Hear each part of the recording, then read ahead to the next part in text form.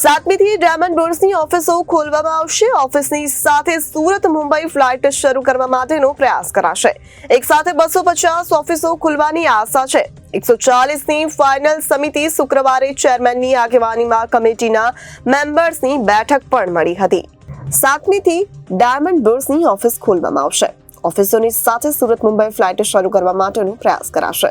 એક સાથે 250 ઓફિસ ખોલવાની આશા છે। 140ની ફાઇનલ સંમતિ શુક્રવારે ચેરમેનની આગેવાનીમાં કમિટી મેમ્બર્સની બેઠક મળી હતી। કસ્ટમના અંતિમ કવેરીનું પણ નિરાકરણ આવે છે। 700થી વધુ ઓફિસમાં ફર્નિચરનું કામ ચાલી રહ્યું છે। નમસ્કાર મિત્રો, ડાયમંડ ઉદ્યોગમાં બહુ સારા સમાચાર છે। 7મી જુલાઈ રથયાત્રાના પવિત્ર દિવસે 250થી વધારે એક સાથે સવારે 8થી બપોરે 1 વાગ્યા સુધીમાં ઓપનિંગ થવા જઈ રહ્યા છે।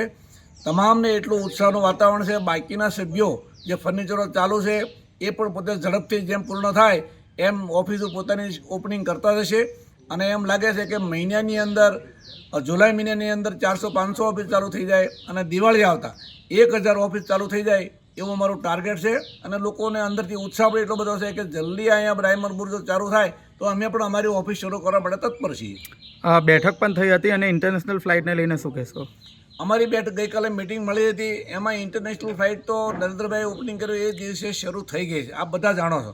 પણ જે ડાયમંડ બુર્સ શરૂ થાય એટલે મુંબઈથી આ બાયરોને આવવા જવા માટે સવાર સાંજ એક ફ્લાઇટ જો સુરત મુંબઈની ચાલુ થાય તો બહુ સુગમતા રહે। એના માટે અમારા સંપૂર્ણ પ્રયત્નો ચાલુ છે અને અમને આશા છે કે એક દિવસે ડાયમંડ બુર્સમાં આવવા જવા માટે ફ્લાઇટ શરૂ થઈ જશે। કેટલો ફાયદો થશે? ડાયમંડ બુર્સ શરૂ થવાથી ઇન્ડસ્ટ્રીને બહુ મોટો ફાયદો થવાનો છે, કારણ કે પોતાની ઓફિસો તમામ લોકોએ રોકાણ કરી નાખ્યું છે અને અહીંયા ઇન્ફ્રાસ્ટ્રક્ચર બહુ સારું મળવાનું છે, જેથી કરીને ઇન્ફ્રાસ્ટ્રક્ચર સારું હોય તો બિઝનેસ કરવાની મજા આવે। એટલે એટલા માટે અહીંયા શરૂ થવાથી તમામ લોકોને ધંધામાં સુગમતા રહેશે। Reporter Arvind Rathod, Janadesh news, Surat.